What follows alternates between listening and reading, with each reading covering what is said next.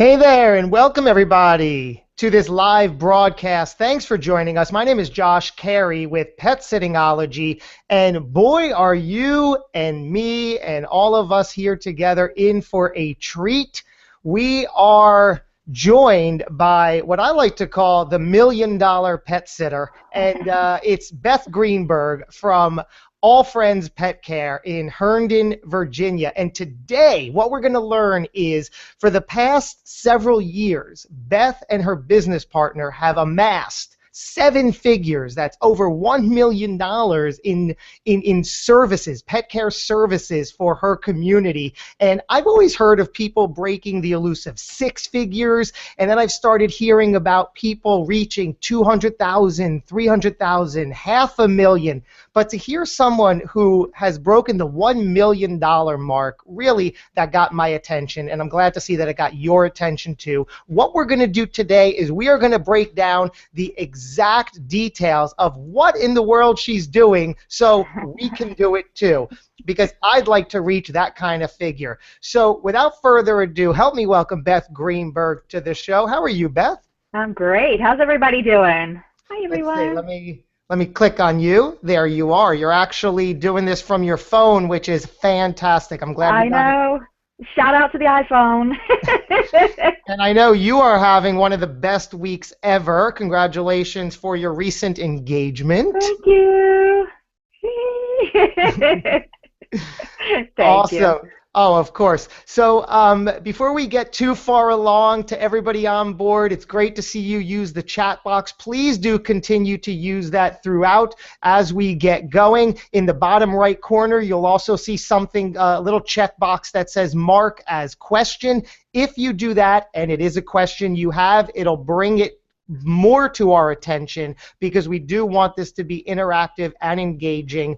Also, this very broadcast is sponsored by and brought to you by our 4th annual Pet Care Visibility Conference happening this October 4th through the 7th, 2015 in beautiful Las Vegas at the just as beautiful Monte Carlo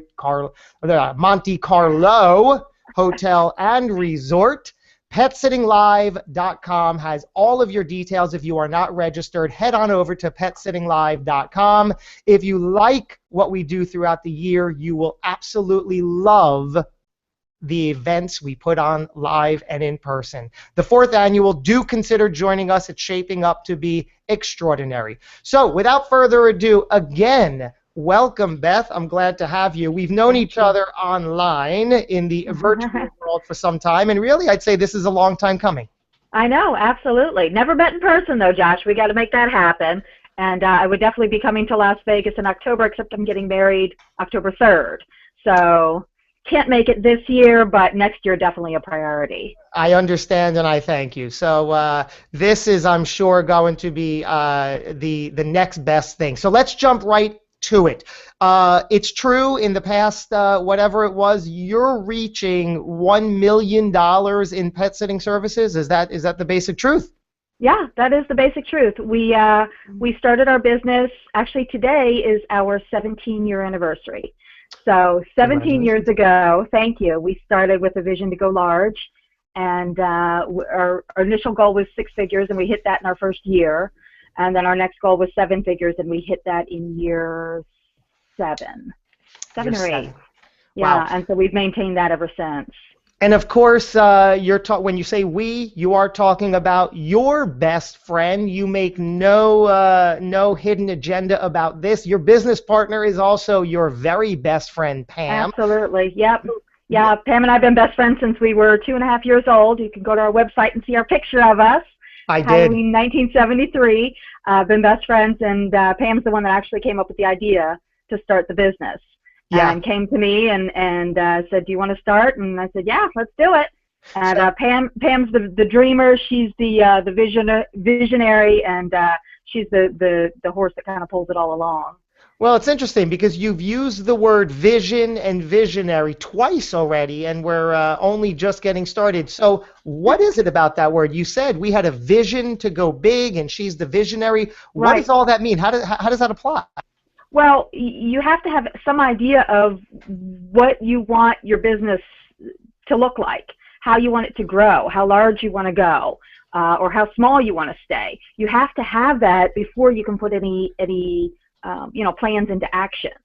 So she, from the very beginning, she said, we want to be the biggest and we want to be the best in Northern Virginia, where we are, right outside Washington, D.C.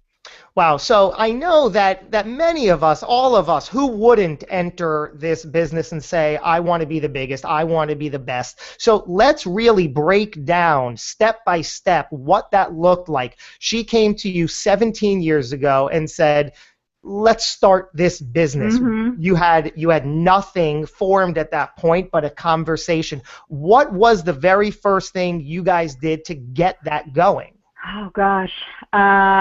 We came up with our name, we came up with our logo, and we decided on our service area. Those are probably the first three things that we did. Our service area, right from the start, I mean, it was 35 square miles for two people. So we actually brought on our first independent contractor, I think probably 3 months into the business. Because to complicate things further, we were working full-time jobs at the time.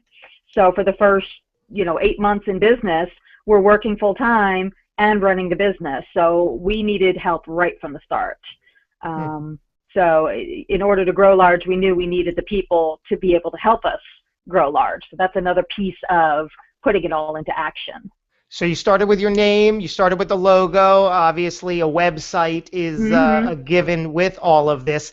And within 3 months, you are bringing on your first staff. Now, we are going to talk about all of the ins and outs of hiring in just a minute. But I want to understand, in 3 months, did you already have the business to give the staff, or did you in the vision say, let's bring on the staff, and that'll sort of motivate us, instigate us to get the business?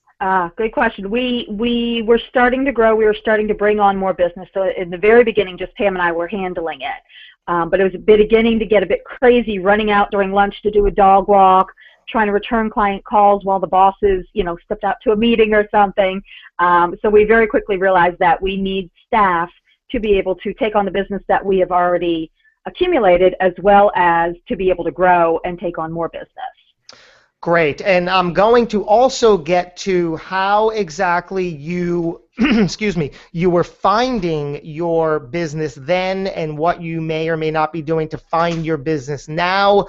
But I don't want to get too far ahead of everything. Let's take a step back and talk about you and Pam as not only besties and best friends, but as business partners. You both come to the table as equal partners there. What is the day-to-day role and responsibility of each of you right now, and how do you sort of work together and complement each other on that front?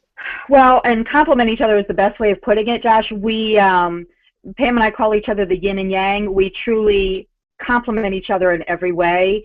Pam always phrases it as her strengths are my weaknesses and vice versa.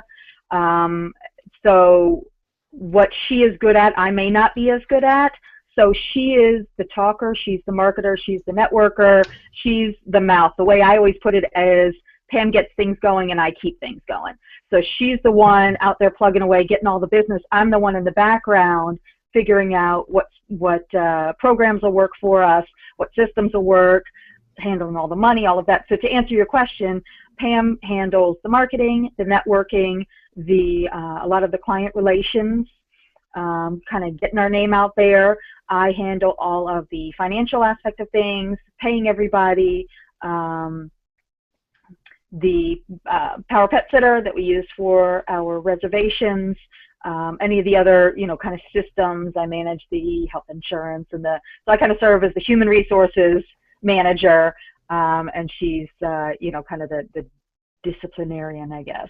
Right. And you said you guys started, I know now you're on a 35-mile service area. You said you started with a 35, like you just said, this is our blanket. Yeah. Here we are. This is what we're going to do. Basically. In the first year it was a bit crazy. The first Christmas I was driving, I can't even tell you how many miles. I remember one particular job was 3 times a day, and I think it was 20 miles each way. I mean, it was kind of crazy. But yeah, we lived about 30 miles apart in the beginning.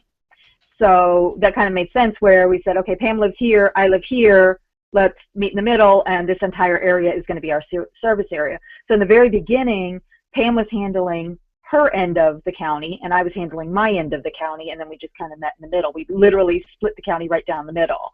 So all of the pet sitters we brought on that were at her end, she managed, my end, I managed.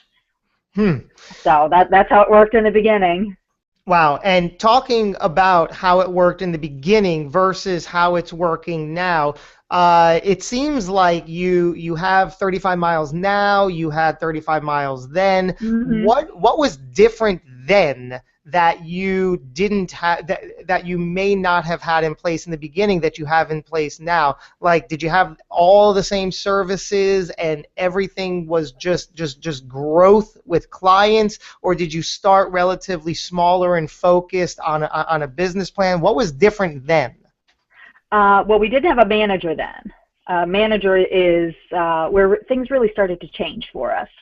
Back then, we had part-time help. You know, we were working out of our homes. So Pam would have an assistant that would come in. I would have an assistant that would come in and help us out a couple hours a day. But now we have a full-time manager. We have our office. These are the things that have kind of helped us be more grounded to enable us to grow. Back there, we really just had, here's your word again, Josh, we had the vision. We had the idea, and we just had a lot of elbow grease just chugging along trying to put it all into place. Somebody wants to know, Kimberly is asking, did you use Power Pet Sitter right out of the gate? Did you launch with the software? No. We started out with, I think Kennel Connection was our first one. That was a bust. There might have been another one. Then we had Pet Tracks, which we liked, but it was, you can only install it on one computer. And then we discovered Power Pet Sitter 6 years ago, maybe 7 years ago. And that really is what pulled everything together for us to allow us to focus on growing, because that end of things was being managed. Now, when you first began, you said the logo, you said the website, you got up and running. What did you do to get the word out day one, day two? How did you market? How did you get those initial clients? Pam's mouth. Gosh, I'm trying to remember. A lot of it was just the grassroots, driving around in the middle of the day. You see somebody walking a dog. Pam would do what we call jump outs. So she would jump out and say, hey, I'm a pet sitter. Here's my card. One woman that she did that to happened to be a writer who was writing for a publication called Washington Woman. And she was so impressed by Pam jumping out and, you know, appearing before her that she did an article on us. And that was our very first bit of publicity, free publicity. And that really kind of got the floodgates going. We looked now still for any opportunity to get our name out there. Whether it's, you know, getting a booth at a wine festival. You know, everybody does the tried and true. You go to the vet, you go to the groomer, you put your cards in there. But the little tips I can give are, look everywhere. Pet owners are everywhere. Pet owners shop at the grocery store. They go to Starbucks. They, you know, go to a wine festival. They go to a crafts festival. I mean, all these different places that people don't think of. We had a booth at a craft festival. We're the only pet sitter there. So, you know, that's a good source of business right there.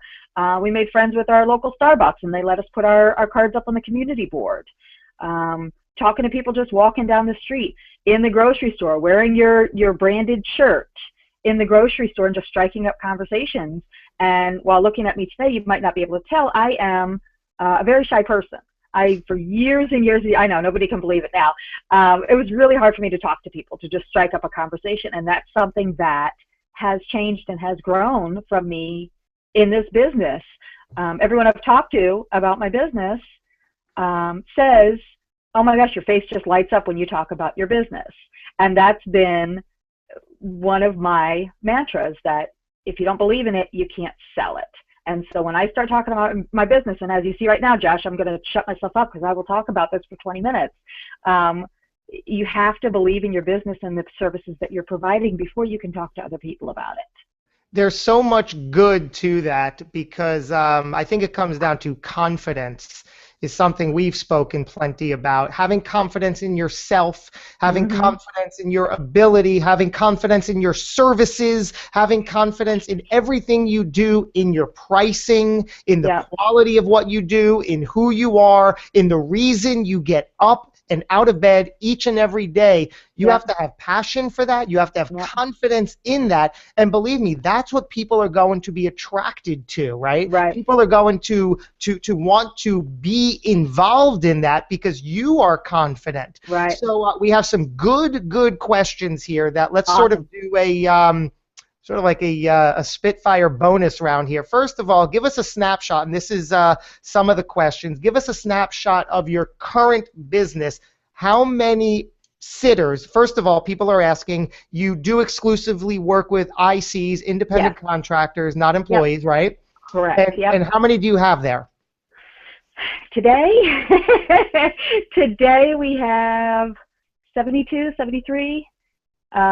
We maxed out at one point, I think we had 92. We cleaned house. The folks that weren't taking a whole lot of work or were giving us a lot of pushback or whatever, we decided to not renew their contracts. And so we got down to, I think, 65, and we've gradually been growing back up since then. But we have been over 60 for probably the past 10 years. Okay, and how many clients are on your list there now? Active clients, probably about 2,200, including about 150 midday clients, I think. Yeah, I'm going to pull this question here, put it on the screen. Whoops, did I do the... Okay, we got, do you have employees or ICs? We got that one. This is a good question right here. Do you feel you have to have the quote-unquote right area for that level of growth? The area does have a lot to do with it. We're right outside Washington, D.C. This is a very affluent area. You know, in other parts of the country, and we talk to folks, and people say that they have to drive, you know, their closest town is 20 miles away. And I think because we have so much growth in this area, there's such a concentration of people, and people have, you know, a decent amount of money in this area. I always like to say people have more money than they have time around here. So they'll pay for every type of service. For the laundry, you know, pick up and drop off, the dry cleaning, the lawn to be mowed, poop pickup, they'll pay for everything. So for them, it's nothing to pay for a 45-minute dog walk 5 days a week. There's another good question from Rachel wants to know, what services specifically do you provide? And you mentioned that in the beginning, Josh, and we provide the same services now than we have always provided. Our services really have not changed, but just the basics. We do midday dog walks, vacation visits, overnight stays. We really don't do pet taxi, only for existing clients. If they have a dog that needs to go to the vet or drop off at the groomer or daycare or something, we'll do that. But those are our three main services. Excellent. Thank you for that. And we'll keep these questions going. Rita asks a really good question. How long before you could afford to have a physical office and hire a full-time manager? Those are big expenses. That was year 6. We moved out of our homes. We moved into our first office. It was a 1,000-square-foot office, and we had our full-time manager. Actually, she started with us the year before that. She was working out of her home, and she was our full-time manager. We had the phones forwarded to her, and she handled everything, and then we got the office the year after that. So time-wise, it was probably 5 years before we had a full-time manager, 6 years before we had an office. Money-wise, we were probably at $700,000-800,000 before we did that. Not to say you can't afford it before then, but just answering the question, that's where we were. Sure, and then I want to get into the actual role of the manager and how she ties into all that. But first, you mentioned stopping people handing out those cards. Andrea asks, would you recommend still stopping people walking dogs and handing out cards? Absolutely. There's never a bad time to talk about your business. jump out and talk to people behind you in line at the grocery store. You're waiting in line at Starbucks. You know, happen to drop something about your dog. Oh gosh, I gotta hurry up and get this coffee so I can get home and let my dog out. And then the person behind you says, oh yeah, I have a dog too. And you say, oh, you do? Great, here's a card. There's never a bad time to talk about your business. The worst that happens is they say, I'm not interested. That's right. And hey, Kimberly, good to see you. She asks a really good question. Let's see this answer. Simply put, what makes your business unique? I have to say Pam and I. Pam and I and our friendship, we've been friends for 40 plus years, and we truly are a partnership. And you know, the business could run if it was one or the other of us, but it's so much better when it's the two of us bouncing off of each other. Bonnie wants to know if you use QuickBooks, and we're going to get to how you run all the ins and outs, but do you use QuickBooks? We do use QuickBooks. We use the desktop version of QuickBooks. We haven't switched to QuickBooks Online, so that's one part that I'd love to change in the future, because right now it's still double entry. But for now, it still works for us. We use QuickBooks and Power Pet Sitter. That's excellent. So we're going to get right now to the hiring part of the dialogue, which no matter who I'm talking to, whether it's a pet sitter just starting to grow or a veteran who's been at this for any length of time, it seems like everyone always has the same struggles and issues and perhaps turnover and where do I find, how do I retain, how do I keep them motivated? Let's start with all of that. You have 72 pet sitters on your team there. Of course, not everybody is equally as busy, but I'm sure everybody is fitting their role. So from the beginning, where do you look for people to interview and bring onto your team?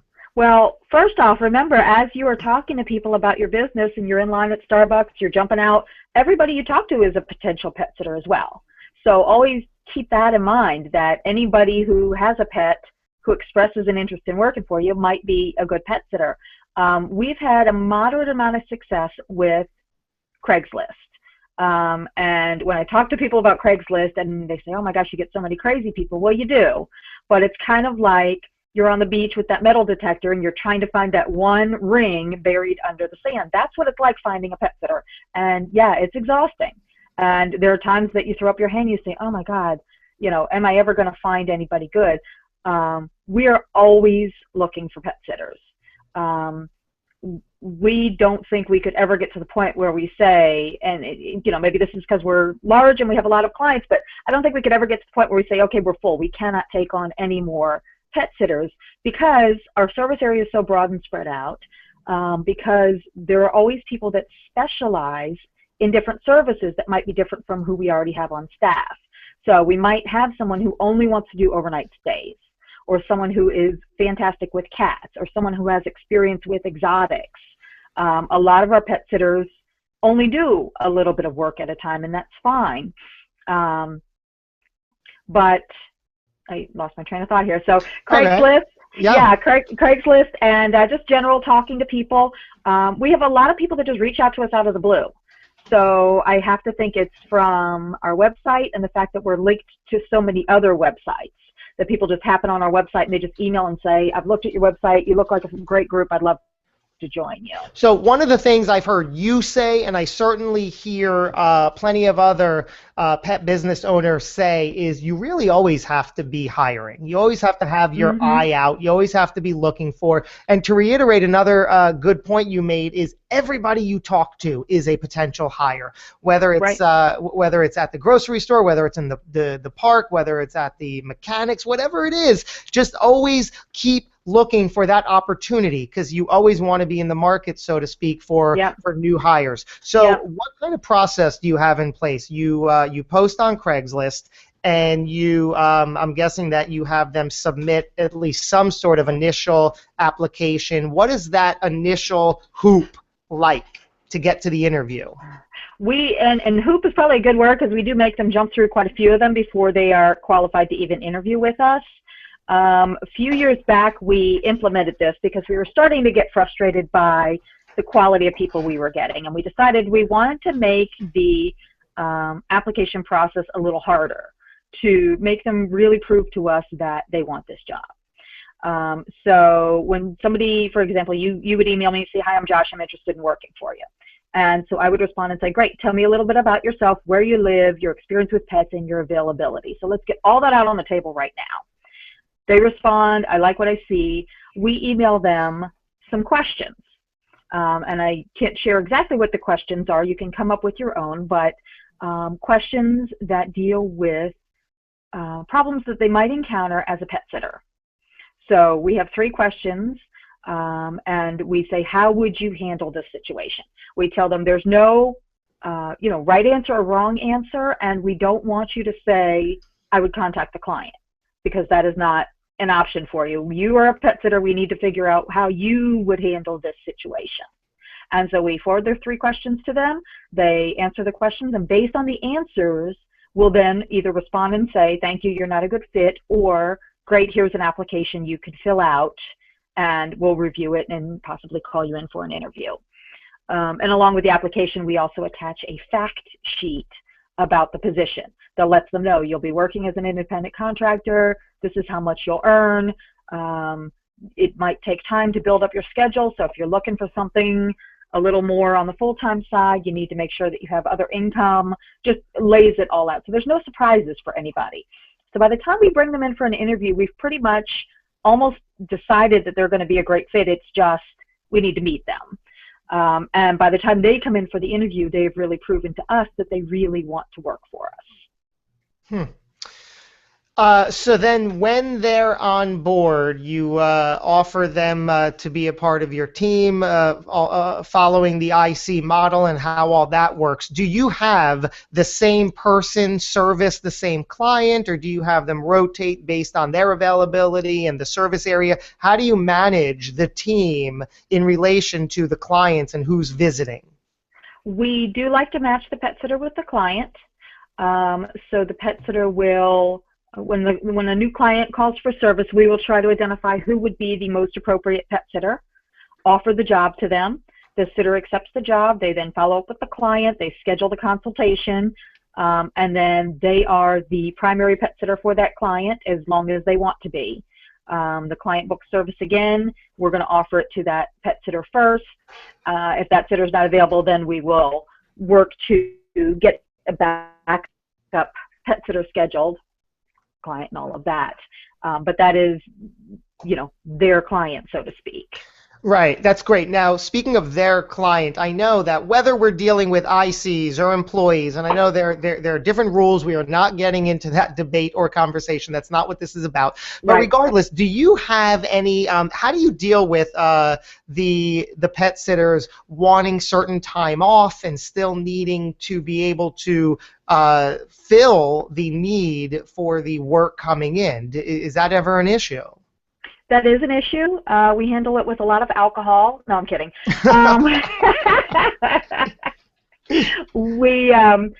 They're independent contractors, so if they want off, they take off.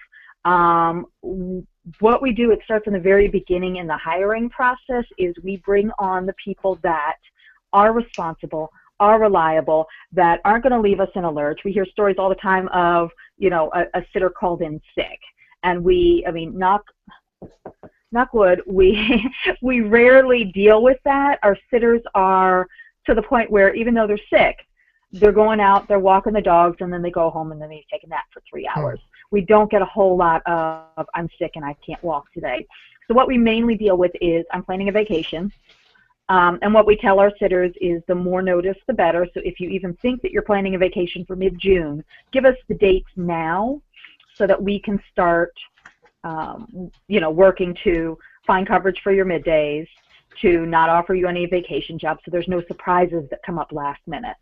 Is there anything special you do? And I have so many questions, and I'm thrilled to see all of this dialogue. We're going to try to pull as many as we can, because I know hiring is such a topic. Is there anything that you do specifically to keep them engaged, to keep them motivated, or do you just happen to find the right people who like this kind of job and it's all business as usual, or do you have something that you're doing to retain them, to motivate them, besides the alcohol, as you joked about, and to inspire them to stay with you there? Um, I'd love to say that we do a ton of stuff. We don't do a whole lot for our sitters. And maybe it's because they're independent contractors, and we kind of have to be careful about making it look like we're actually using employees. And as you said, we're not getting into all of that, but our sitters find their joy in a job well done. We give them a lot of freedom. The clients are very appreciative. We set it up so that the clients and the pet sitters can have direct contact with each other. So the client can contact the sitter directly. The sitter can send, texts and videos and photos to the client. They do a lot of talking on their own, and they develop that relationship. And so I believe, and I guess sitters have told me as well, that they really appreciate that in this job they're not being micromanaged. They're not feeling like, they're being watched every step of the way, that they're being critiqued every step of the way. There are sitters that, I don't talk to for a week or 2 weeks. But per the clients, they're doing an awesome job. Yeah, you bring up a very good point that I want to expand upon here. You said the sitters feel like they are not being micromanaged. And I'm going to point out, whether you have ICs or employees, this is a very interesting part of the being a boss process. And I know on our boards over on Facebook, we've recently had a discussion about, is everybody cut out for being not only the pet sitter and the business owner, but being the person that hires and manages staff. It's not for everybody, but sometimes it's something that they feel like they want to do, they have to do in order to grow. So let's talk about that. I for one, think it's a strong thing, no matter how. One of the things I hear often, too, is a lot of pet sitters are self-proclaimed control freaks. They want to control everything. But I think that sometimes you can get in your own way, and I personally believe there is something to be said about not micromanaging. Perhaps that comes with experience, with trust, with confidence. So I want to focus and get your view on all of that for a minute. What does it take to be a good boss, as you are, or a good business owner who is managing a team of pet sitters? Gosh. Well, being a good boss, I worked in corporate America for 10 years. Before we started the business, and I think my experience there has helped me to become a good boss in my pet sitting business, because I experienced the other side of it. I experienced being managed, being micromanaged, being, just the overwhelming, you're not doing this correctly and this needs to be done a different way, and all of that. And I remember how much I hated that. So I try to be a boss to my pet sitters, keeping that in mind, that nobody likes somebody hovering over them. And if I don't trust that they're going to do a good job, why am I bringing them on board to begin with? So I brought them on for a certain reason, because I thought they would do a great job. So let them do that great job without feeling the need to overwhelm them with all the minutia and the details that nobody really wants to deal with. Yeah, I'm going to bounce to some of these questions. Okay. It's great. Here we go. Melissa, good to see you. Hello from British Columbia, Canada. Woo. She says the industry is just starting to take off here, which is great. Curious to know how you managed to promote your services over the growing number of hobby sitters and other professionals. So here we're talking about competition. She writes, my area is starting to become oversaturated over the summer months. So when I asked you before, because somebody asked, what makes your business unique, you said me and Pam. So clearly you're talking about your name, your reputation, your ability, your face on the company. So whether it was then maybe a slower time over the course of 17 years or in the beginning, how do you get your piece of the pie? Like I said, get your name out there. Get involved with everything, different rescue groups, different events, different publications, different methods of advertising. anything and everything. And yes, it's exhausting, but you're promoting your business, and the payoff in the end is so worth it. We have a ton of competition in the Metro Washington, D.C. area. We are friends with a lot of our competitors. Pam and I started the local Pet Sitters Network a year after we started our business. And we've got 35, 36 member companies, several of whom are on this call. Hi, Teresa. And we're friends with a lot of them. We go out, we have drinks, we talk, we share ICs, we share war stories, we meet every month. That's been a great source of just kind of comfort and support, but business as well, because we pass each other business. We email each other. Can anybody take a client in this area? It's a really, it's a wonderful support group.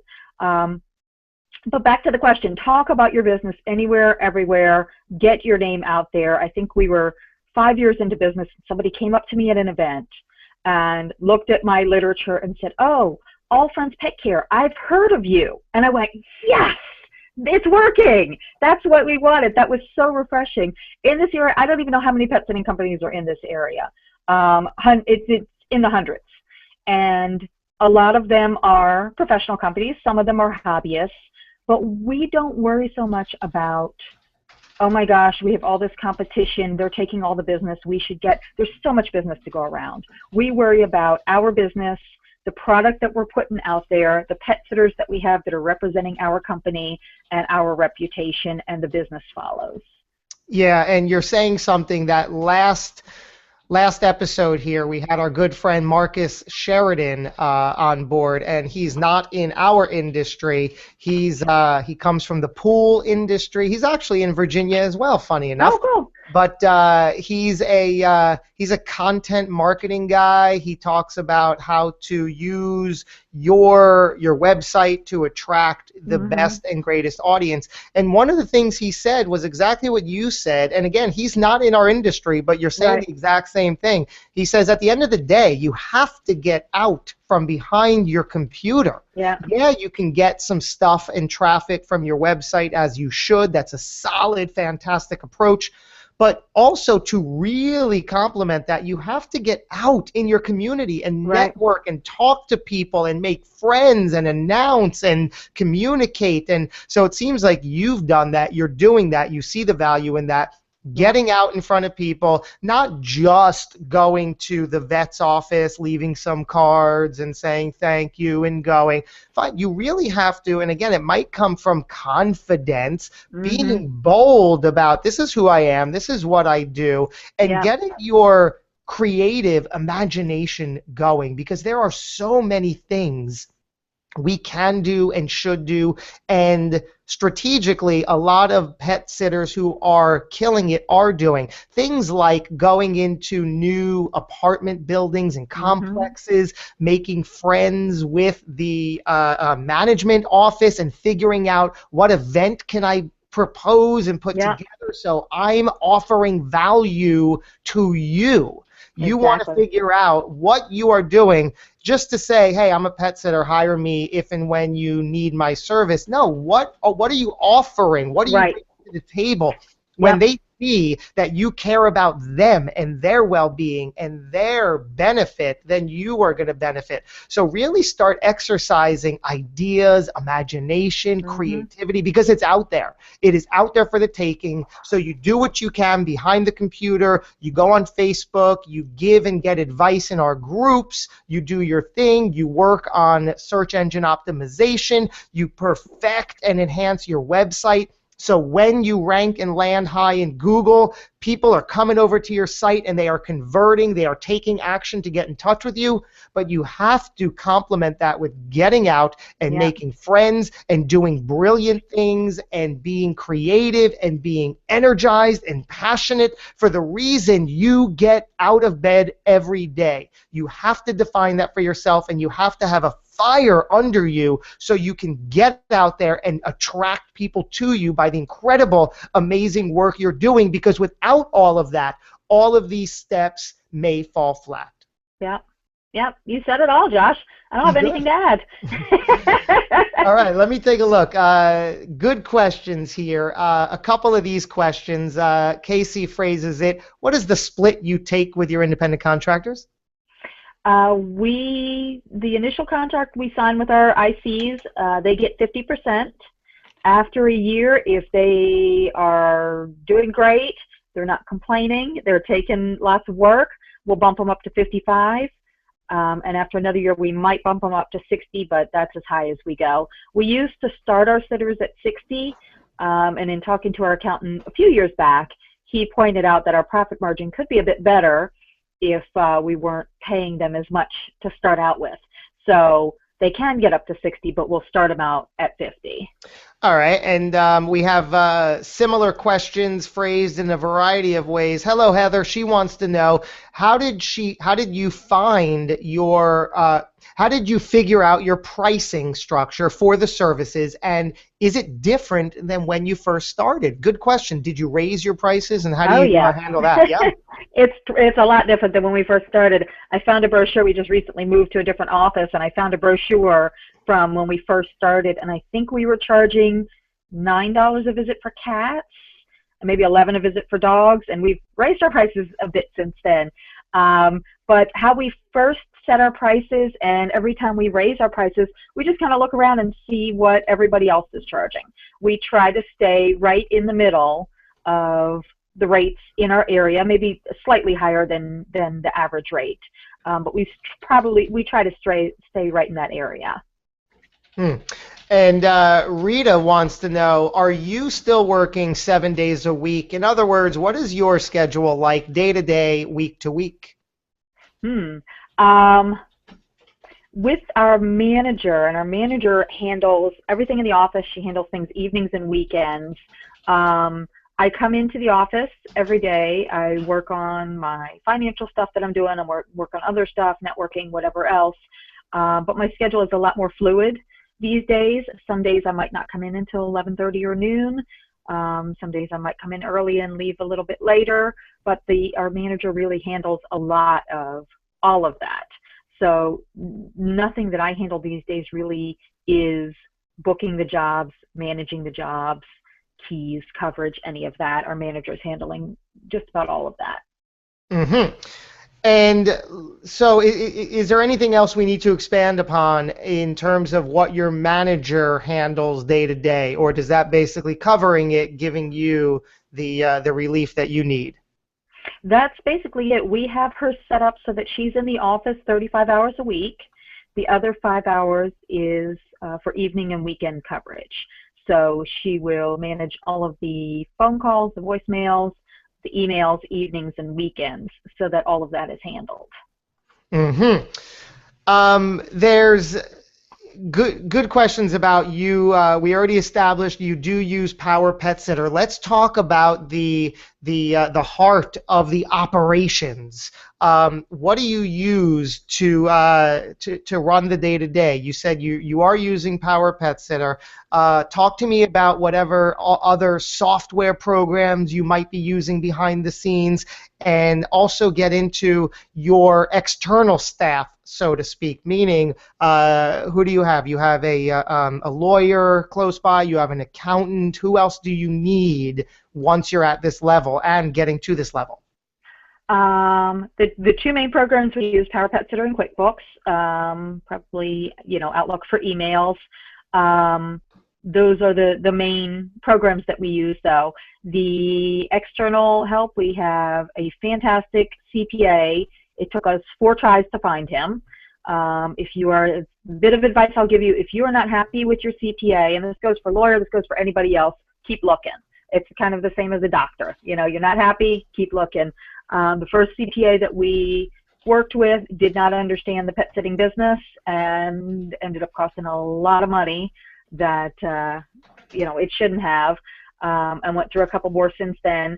And the CPA we are with now understands pet sitting. He understands the way things are set up, and he kind of keeps us in line and makes sure that we're not making any mistakes, we're not going to owe any extra money, comes in quarterly and helps us out, and can't say enough good things about him. So accountant is just worth his weight in gold at this level, and at any level, I think. We have a lawyer that we don't deal with a whole lot, but we just kind of have them in our back pocket if we need them, and hopefully we won't. But you know, in the past when we've had kind of clashes with pet sitters, we've called on a lawyer for that. All right, good. I'm going to broadcast a question here from Debbie, who says, Josh, can you do a weekly motivational session? Do I hear an amen? Amen. I'll sign up for that. I thank you for that. Sometimes I do get passionate. I do love what I do every day. That's what I said. I know. I really think you have to. But in all seriousness, it means the world to hear you say that. Because it means that I'm doing something that I love and it's coming across, because I want everybody to be able to up their own game, and doing things like this collectively, I hope, gives you incentive, gives you ideas, gives you motivation to just do something a little bit differently, a little bit better, a little bit inspiring, so you can go out and up your own game and increase your business if that's what you want to do. If you want more clients, hopefully you can find one thing to do systematically.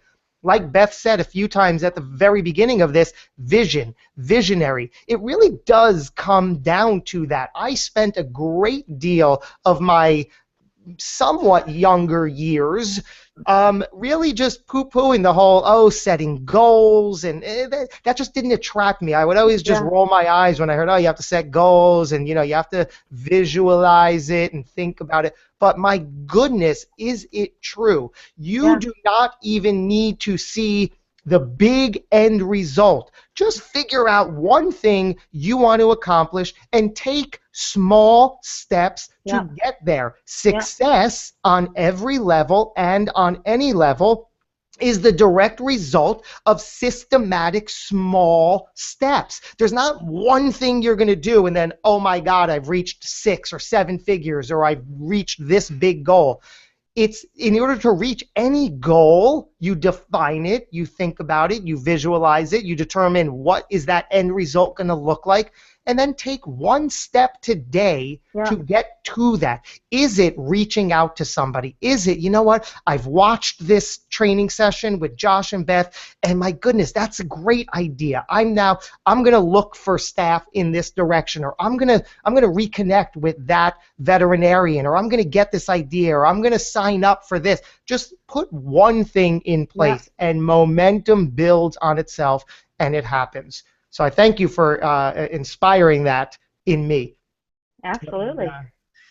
Out of curiosity, Kara wants to know, is your office manager an IC or an employee? No, she's an employee. Okay. We have a payroll assistant who is an employee as well. So the people in the office are employees, but all the pet sitters are ICs. Damien asks, hello Damien, she says, I see you're on Angie's List. Do you buy ad space? Do you get a good number of new clients through Angie's List? We do get a good number of clients through Angie's List. We have never paid them a dime. It is our number 1 or number 2 source of new clients, and it's free. We are also on Yelp. We paid the extra fee for them for a year. We did not get any clients above and beyond. I mean, our sales increased. Excuse me, but excuse me. Our sales increased basically enough to cover the cost of the commercial that we were running. So once we cut it out, the net profit that we were getting was exactly the same. So we cut that out, and we did not, contrary to popular belief, we did not move up in the listings, even paying Yelp. And the reviews that we had were still hidden. They never moved up to the recommended reviews, even though we were paying them. So don't pay Yelp anything. Hello, Jay. I see your question and comment. He writes, remember, Josh, passion is the first of the 5 P's for success. And I remember in our group, Jay was listing the 5 P's for success. And of course, passion is one of them. You need passion for anything you do, however you do it. It's what's going to drive you forward. Mary Ellen is asking, this is something we didn't even touch upon. You, throughout all this, you now coach pet professionals. Is that Yes. correct? And she wants to know, what's your process for coaching clients? Tell us about this. What is it? How do we do it? Well, Pam and I started our company Alpha Approach. It is designed for established pet sitting business owners who have kind of hit a slump or a plateau or need help growing or changing or improving to get past whatever problem is facing them.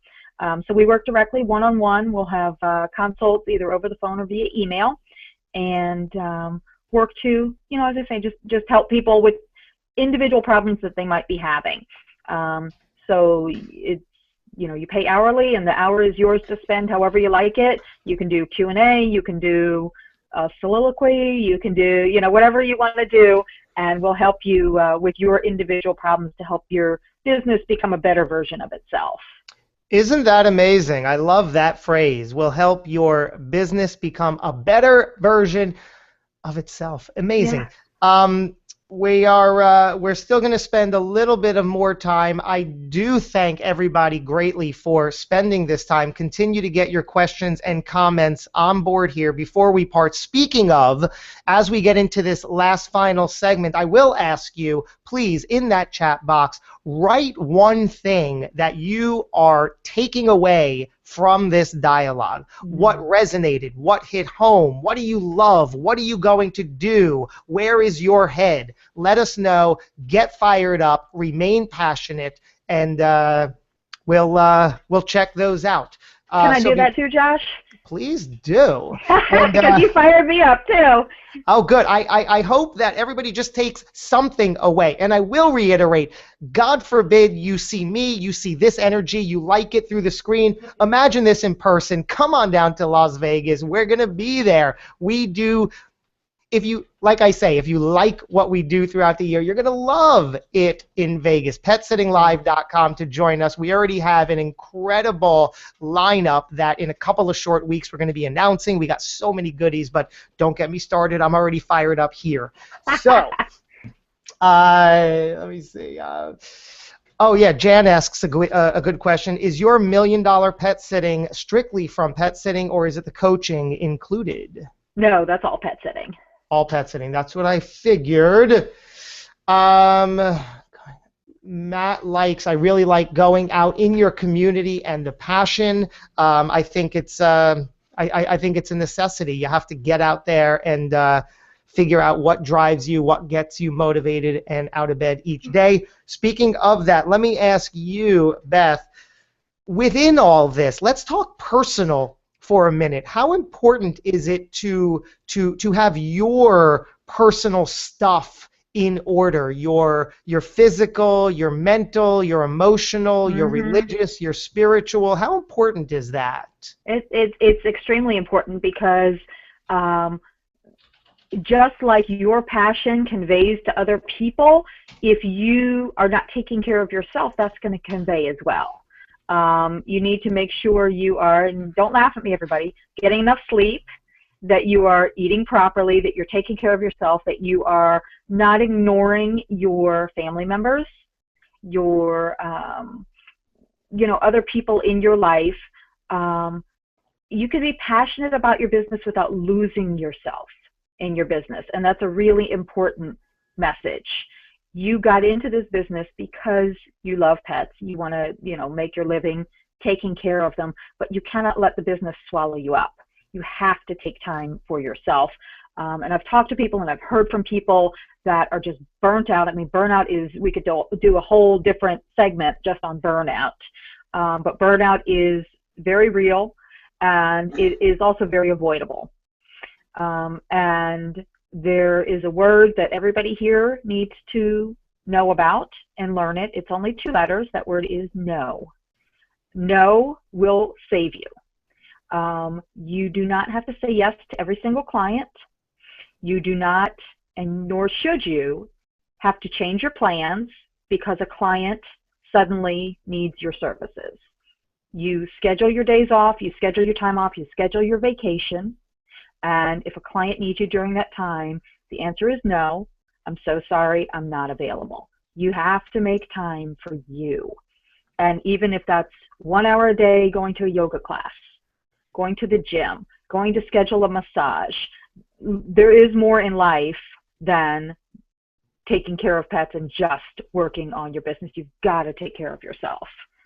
I love that. And we will wrap this up with a comment from Joette, who says, you have to treat this like a job and like a business, really. You have to set goals. You have to have someone hold you accountable. And she says a coach is great for that. Your website, Beth, is allfriendspetcare.com. That's your pet sitting business site. So if everybody wants to head over there and see what she's doing and how she's doing it, that is the online pet care professional website. But now, speaking of what a coach is great for, how do people get in touch with you for the coaching side of things? Oh, well, thank you. The business, again, is Alpha Approach. The website is alphaapproach.com, and you can email me either through Alpha Approach or through the All Friends Pet Care site. And either of those, it's Beth at allfriendspetcare.com or alphaapproach.com. Either of those will come directly to me. And hi, Joette. Miss talking to you. Excellent. So there you have it. We're going to wrap it up. It's fantastic to see all the great dialogue, all the great people who have joined us live for this broadcast. If you want the recording, it's reserved for the attendees of our 4th annual Vegas conference. PetSittingLive.com is your destination for that. Also, for those who want to interact and engage with me online, you know, PetSittingology.com, Facebook.com/PetSittingology is the fan page.